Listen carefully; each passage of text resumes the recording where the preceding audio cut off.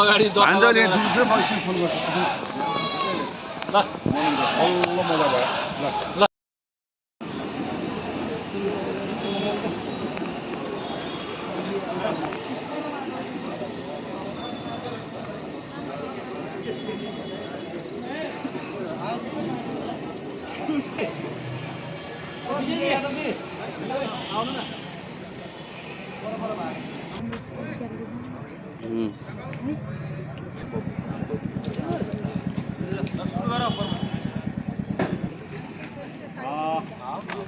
धन्यवाद।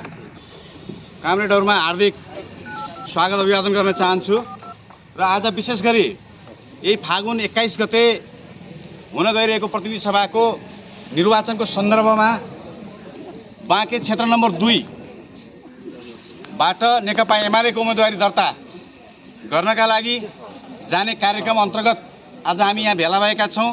आज यो भेला यस मानेमा पनि महत्त्वपूर्ण छ।